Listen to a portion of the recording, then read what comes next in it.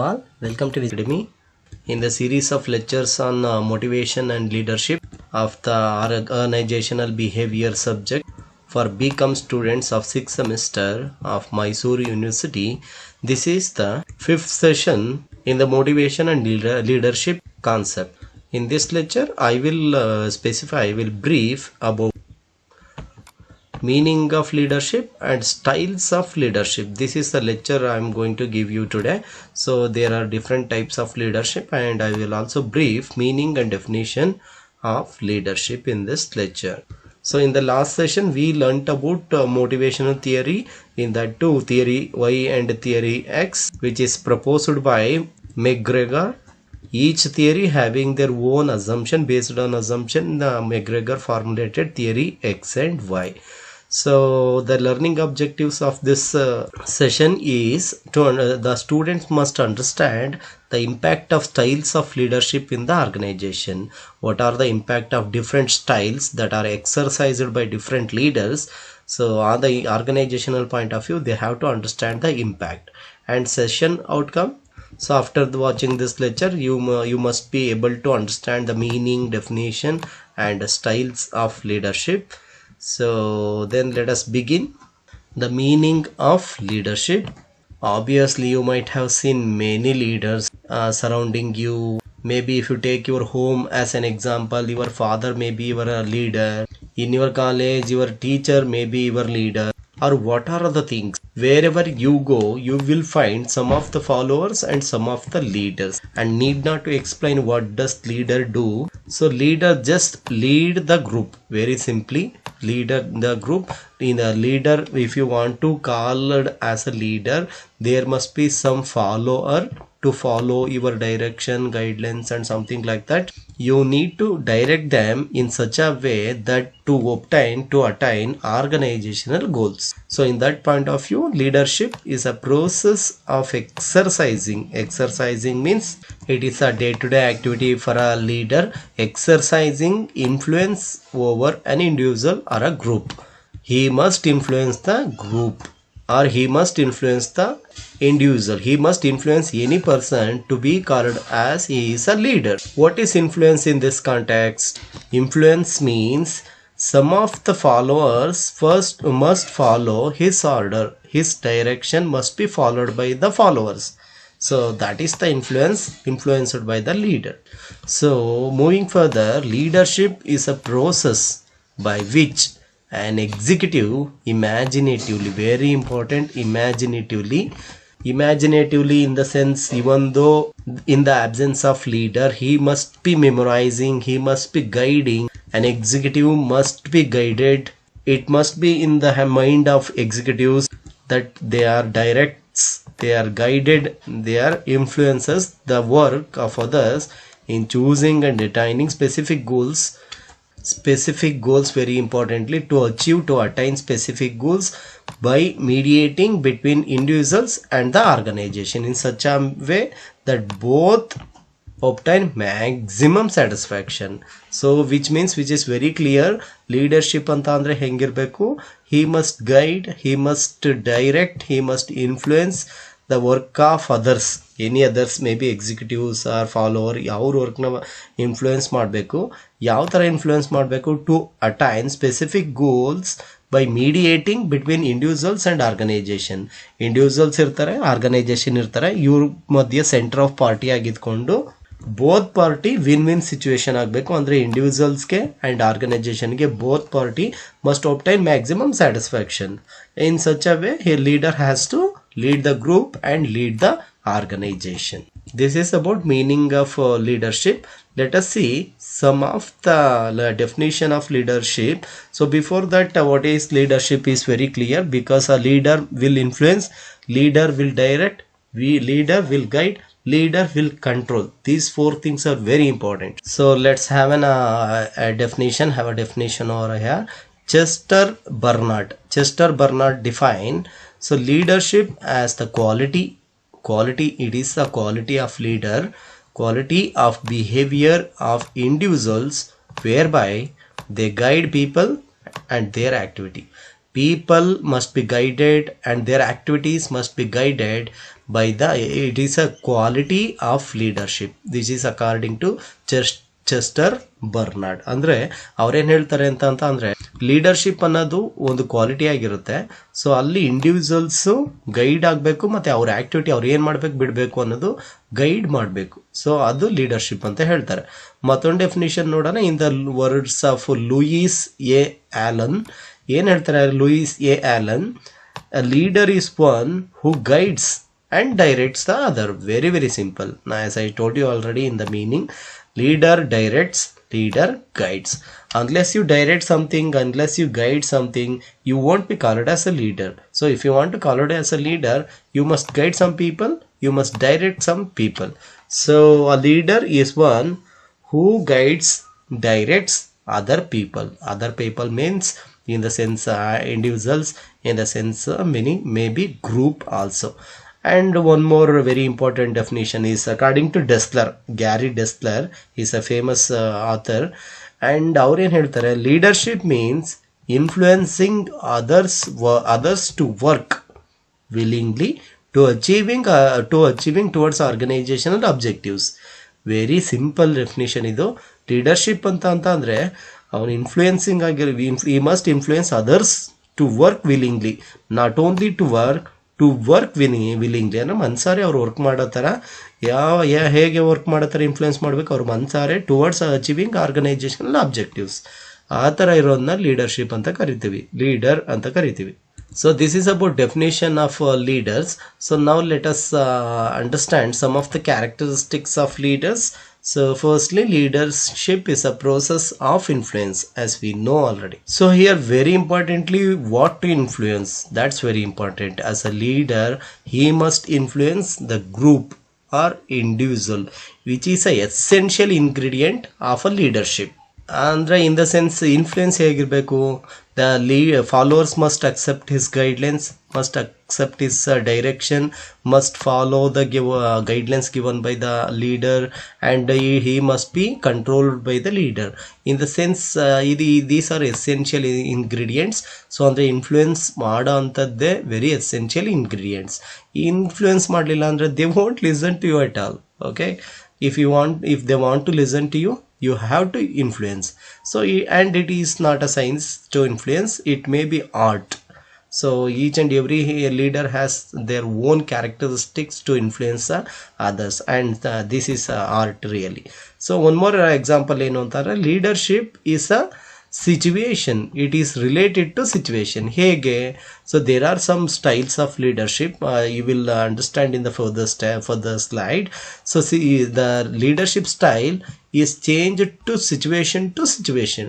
For example, in one situation a leader has to control the group, then he has to follow autocratic leadership. ಅಂದರೆ ಅಂಥ ಟೈಮ್ನಲ್ಲಿ punish ಮಾಡಬೇಕು, ನಾನು ಹೇಳ್ದಂಗೆ ಕೇಳಿ ಅಂತ ಹೇಳಬೇಕಾಗುತ್ತೆ.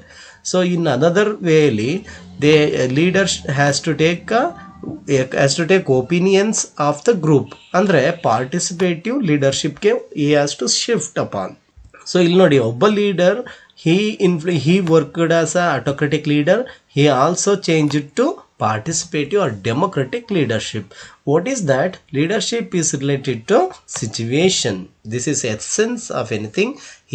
The leadership is related to situation. So ಯಾಕೆ situation ನಂಗೆ ಲಿಂಕ್ ಆಗಿರುತ್ತೆ ಅಂತ ಅಂದರೆ, leadership styles will be different under different circumstances. For example, at one point of time, subordinates may accept the autocratic behavior of a leader, and maybe in other situation participative leadership will be successful. So which means leadership is changing in nature, dynamic in nature, which is relating to situation. One more essential characteristics of leadership is, it is the function of stimulation, very importantly. What is that stimulation? As a leader, he has to stimulate, he has to motivate, he has to encourage his follower. Very importantly, he has to encourage his follower. ಇಲ್ಲಿ ಇಂಥ ಕೇಸ್ನಲ್ಲಿ he has to leave individuals to have their own goals. So ಅಂಥ ಸಿಚುವೇಶನ್ನಲ್ಲಿ they will be stimulated. Firstly, a leader must leave individual to have their own goals. Later, he has to link that goals to organizational goals. That's very, very important here. ಅವಾಗ್ಲೇನೆ leader will be a successful when they are able to subordinate the individual interest to the employee to the general interest of the organization. Firstly, ಫಾಲೋವರ್ಸ್ಗೆ leader ಗೋಲ್ಸ್ನ setup ಮಾಡಿಕೊಡ್ಬೇಕು. ಅಂದರೆ you have to work like this, you will get promotion and something like that. When the people work, when the employees, the followers work like that, obviously organisation will also be successful. So ಇಂಥ ಕೇಸ್ನಲ್ಲಿ ಈಗ ಆರ್ಗನೈಜೇಷನ್ಗಾಗಲಿ ಎಂಪ್ಲಾಯೀಸ್ಗಾಗಲಿ win win situation ಆಯಿತು. So this is a case of stimulation which is followed by the leader and it is a essential characteristics of a leader. So I hope you understood these three characteristics of leadership. Now let us move on to styles of leadership. So what is that styles of leadership, and based on what the styles are formulated? That's very important here. Style means it is a behavioral pattern. Very simply we can say it as behavioral pattern. So styles ಹೇಗೆ formulate ಆಗುತ್ತೆ ಅಂತ ಅಂದರೆ, leadership style is the result of leader's philosophy, personality, experience and value system. ಅವನು ಹೊಂದಿರೋ experience ಆಗಿರ್ಬೋದು, the value system he grown, the philosophy he has, the personality has. These things will influence the leadership styles. So very famously there are three types of leadership styles. One is autocratic or authoritarian leadership, and one more is participative or democratic leadership, and one more is free reign or laissez-faire leadership. These three leadership styles are very important. On all leadership styles will fall, all the types of leaders will fall within these three leadership styles. So let us understand one by one then. Firstly, autocratic or authoritarian leadership. What if in the case of authoritarian leadership or autocratic leadership means, imagine the Hitler. So he is a dictator. The history remember Hitler as he is a dictator. So dictator in the sense ಅವನು ಹೇಳಿದ್ದೆ ನಡಿಬೇಕು. Whatever he take a decision, this is a final. There is no consultation of the follower. So which means he only gives order. He won't take consultation. He won't consider followers' opinion into his decision making process. So autocratic leader gives order which must be obeyed by the subordinate. Here I will underline this, which must be obeyed. There is no second option for modification. There is no flexibility. Rigidity is followed by the leader.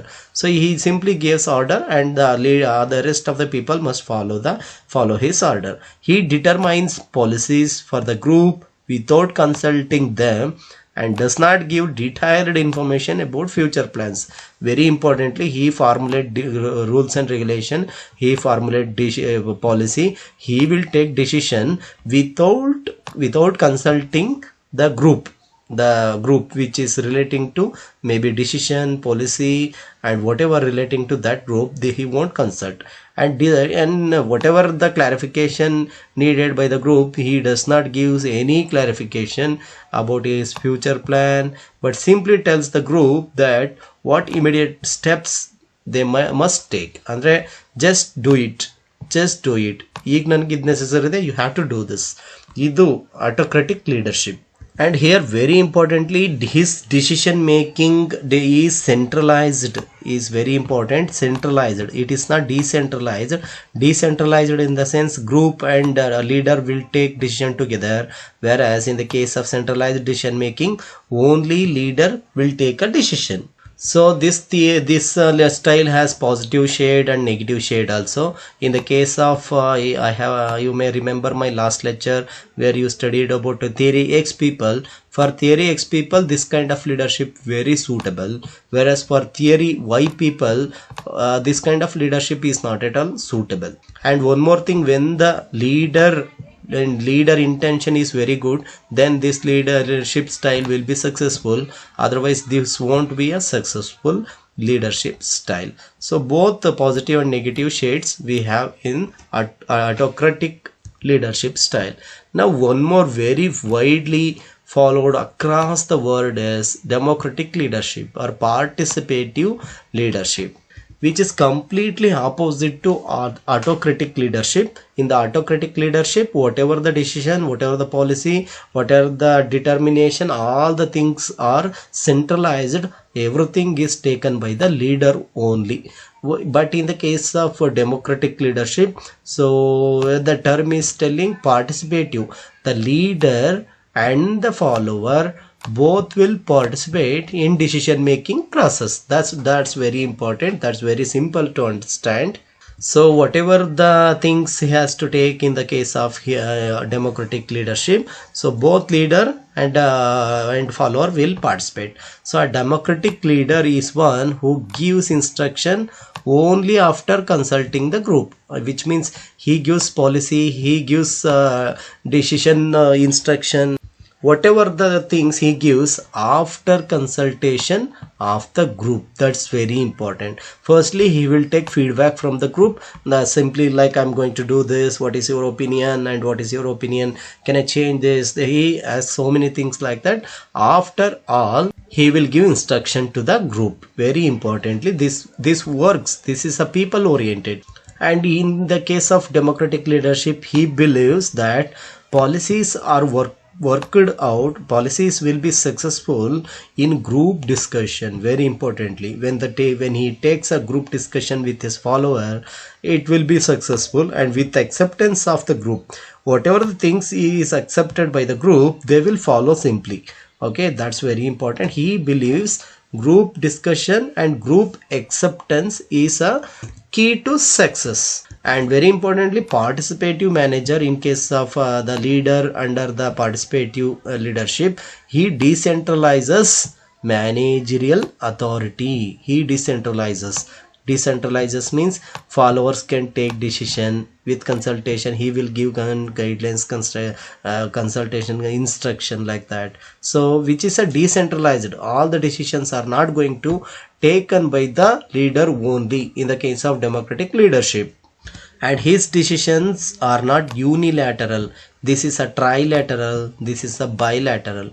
Bilateral in the sense two people can take decision, trilateral in the sense more than two people can decision. So in the case of autocratic leadership, there is a unilateral decision. So in this type of leadership, we are having some of the advantages. What are such advantages? Means it increases morale of the employee, very importantly, because they are consulted. It increases the acceptance of management ideas. Andre manager ಏನು ಹೇಳ್ತಾನೆ, leader ಏನು ಹೇಳ್ತಾನೆ, ಅದನ್ನ mostly accepted by the follower, and improves the attitude of employees towards their job and organization.